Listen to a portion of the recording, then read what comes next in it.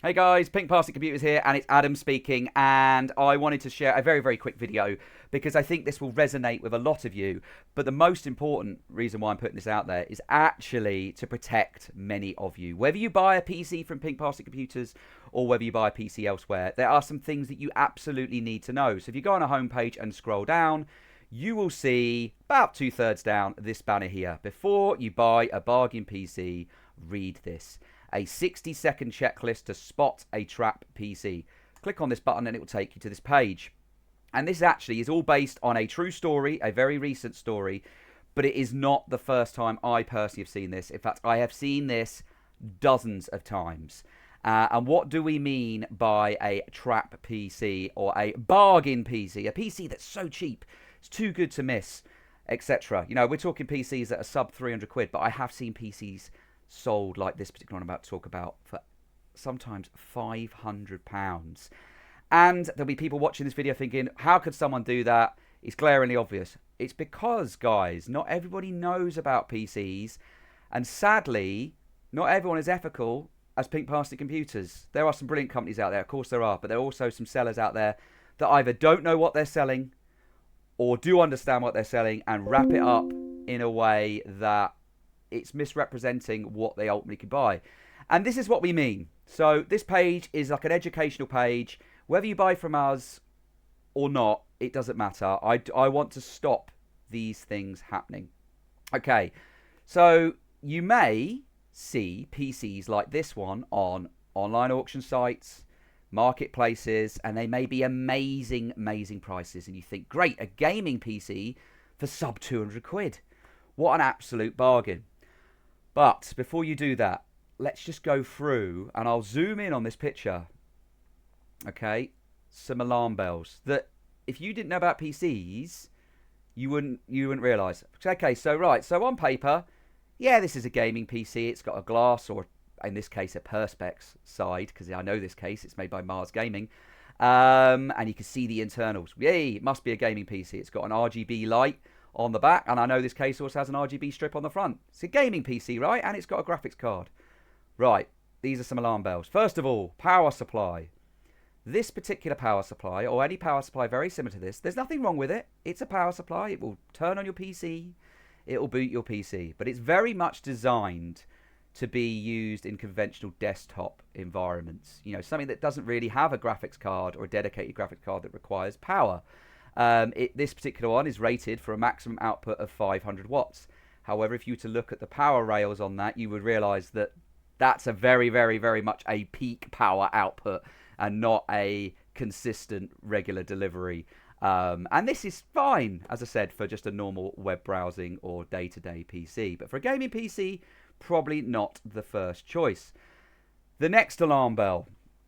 Obviously, cable management's a little bit of a mess, although the person has done their very best to keep it as tidy as possible. I personally am not a big fan of gaming cases or any cases where you can see the internals and the power supply is not in a power supply shroud because there's nowhere to hide all the cables. But that's just an aesthetic thing. But the next alarm bell is this, and I'll try and zoom right in if I can. There we go. Next alarm bell is this. So this has got what looks like an NVIDIA, probably a GTX 1650, 1060, probably a 1060 actually, graphics card fitted, and I'm guessing probably a 3 gig variant. But look at this. Over here, this graphics card takes a 6-pin PCIe adapter.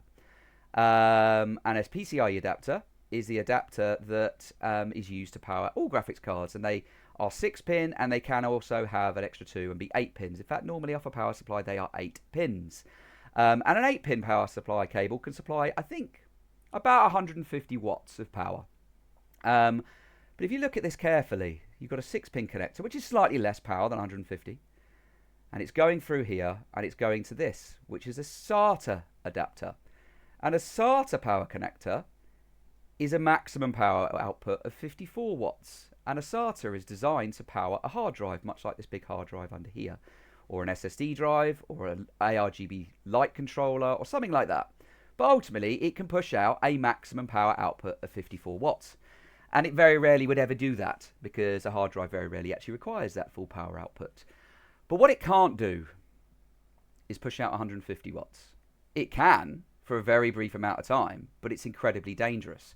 So what this person's done building this PC, and the poor person who's bought this PC would never know this, because why would they know this? It's just like, I don't know anything about engines and mechanics. If a mechanic did something dodgy with my engine, I wouldn't know if he or she had done the right thing. And it's the same with PCs.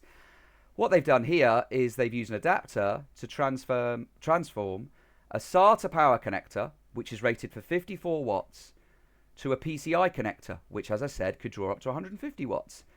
Well, that means that this cable here that my arrow is going over at the moment is drawing potentially 3 times the power that it is designed for.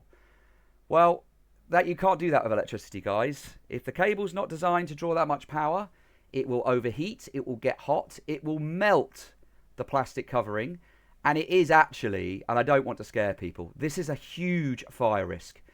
If this power supply hasn't got the relevant safety built into it, that when there is something like that happening, that it doesn't automatically shut down the PC. If it continues to deliver the amount of power that this graphics card may decide to draw from the connector that it believes is rated for 150 watts, this will melt, this will overheat, and this could set on fire.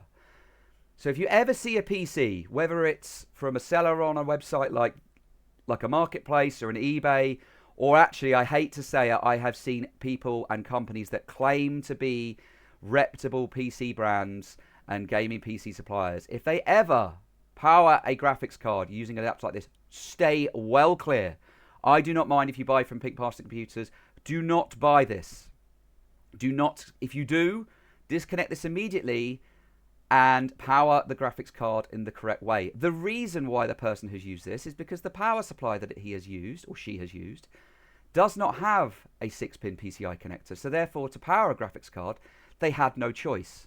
So that is a huge red flag, and immediately stop doing it. Do not buy a PC if this has been done, because if the person is willing to connect a PC like this, God knows what else they've done. Next alarm bells. The hard drive. This hard drive is a mechanical hard drive. It could be very old. It will be very slow, and it's absolutely fine for mass data storage. Photos, video files, not high resolution ones, not 4K, because the data transfer speed from this compared to an SSD or what's called an NVMe drive is so slow that if you want to install your operating system on this, your Windows 11 or Windows 10, your boot times are going to be slower. If you install your games on this, your load times are going to be incredibly slow, and it's really not advisable for a gaming PC. So this is a red flag. This is more than a red flag. Let's look at some other components. The motherboard. Big red flag. It's green. Okay? What's the problem with that? Well, green motherboards nearly always are OEM motherboards. They are motherboards that are manufactured by brands like Dell, HP, Lenovo, and they are motherboards that are generally used in conventional desktop desktop machines. They're not gaming motherboards, generally. They can be, but very rarely. So someone has clearly taken this out of a old conventional desktop PC, put it in a gaming case, and transformed it into a gaming PC. Now, it doesn't mean it doesn't work. Of course, it's fine.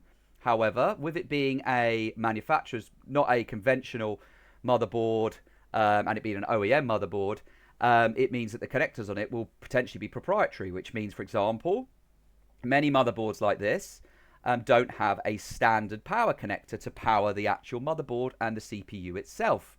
Instead, they'll use some random connector, so that limits you potentially. Second of all is the BIOS. The BIOS is the software that sits on the motherboard prior to any operating system you have installed, whether that be Windows 10, 11, Linux, whatever. And it's very important because it basically tells the computer how to behave, what hard drive to boot into, what speed to set the RAM at, whether you can support secure boot, loads of different things. And it's generally where the PC builder, where you're buying a PC from, will do that prior to you taking delivery. And if you don't know anything about computers, you really don't want to be delving into the BIOS. But the problem is with a board like this is your BIOS is limited by the manufacturer that it's made by.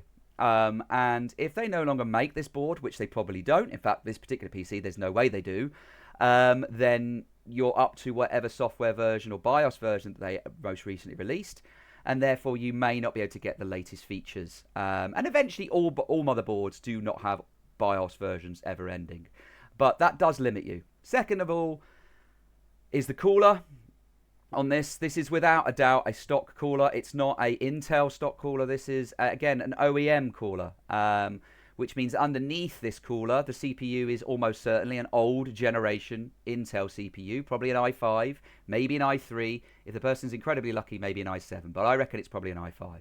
i5s are good CPUs. Next is the memory. Okay, let's zoom back in again. This is DDR3 memory. We are now up to DDR5, which means we are getting speeds of in excess of 6,000 megahertz. DDR3 was normally around 1,600 megahertz, which means it's incredibly slow and it's incredibly old. I mean, we're talking over 10 years. It's a very, very old generation. DDR5 is the latest. DDR4 is by far the most popular still because it's the mass market. People have it, and we do a lot of DDR4 machines. We do a lot of DDR5 machines. We do not ever sell or provide DDR3 machines because it's just too dated. And that actually then brings me to another point, which is about security and operating system. This PC cannot have Windows 11 installed with what's called TPM and Secure Boot. And TPM and Secure Boot are security protocols that Windows 11 insists that you have. You can bypass them if you know what you're doing, and you can still run Windows 11 on a machine that does not support TPM and Secure Boot. But it is a bypass. Doesn't mean it's in place. It's been bypassed. So you can still get Windows 11 installed. And that's another big red flag, guys, because Windows 10 is no longer supported, which means Microsoft are no longer doing security updates on it, which means you're more liable to getting security attacks. You really want to be on Windows 11 if you can. If you've got old hardware that doesn't support Windows 11, therefore you can't install Windows 11 in the correct way, which means you're liable to those attacks. It also means that from a software perspective, many games now, Valorant, Battlefield 6, and anti-cheat services rely on TPM and Secure Boot. And if you don't have a PC that supports them, you cannot play those games.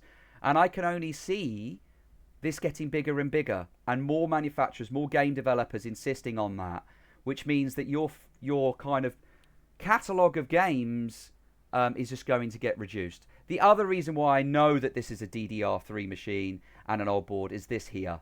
This is a USB 3 connector, which plugs into a USB 3 header port on your motherboard to give you a USB 3 port on the front of your PC. Every DDR4 machine and motherboard will have a USB 3 header on it, even if it's a basic entry-level motherboard. This person, whoever built this PC, has not used that header, and they've not used it because their motherboard doesn't have it, and their motherboard doesn't have it because it's such an old generation. So if you bought this PC, and on face value it could be sub £200, in fact this is a real story, this was actually £180, and you want to upgrade it, what do you need to do? Well, first of all, the power supply is absolutely not fit for purpose if you want to run a gaming graphics card, so that needs to be replaced. Minimum of £30 to put a power supply in, and then you've got to fit it yourself. So there's £30, so we're up to 210.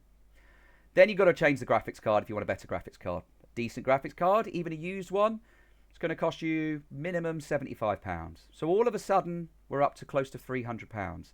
And if you did those two components, you've still got a DDR3 machine running DDR3 RAM on an OEM motherboard that you can't see upgrade. So yes, your graphic performance is going to be better, and your power supply is going to be safer, but you're at your limitation. So you're up to £300 expense now on a PC that you cannot take any further and cannot have the latest operating system installed, and therefore can maybe not play the latest games. But we can't stop there because your hard drive's really slow and old, so you need a new hard drive. Well, you haven't got an NVMe port on this motherboard, so you're going to have to use an SSD. Okay, a 512 gig SSD is going to be about £30 to £40. So now we're up to £340. Okay, so we've got faster storage, we still can't get the latest operating system, we've got a better graphics card, and we've got a better power supply. We're still then at our limitation. So what else could we do? Well, next we're into changing the motherboard and a new CPU. Even if you go for budget and used, you're still looking at a minimum of £100 to change those two components, and then you're going to need new RAM because DDR3 doesn't fit DDR4 RAM. Set of RAM is going to cost you £40. That's another £140. All of a sudden, we're up to £500 on a PC that you were just upgrading, and we haven't finished yet. This case has absolutely no airflow. It's got a tiny little fan on the back, which is a standard fan that comes with the case. It performs terribly. It's also not addressable RGB. It's just fixed colours that just flash.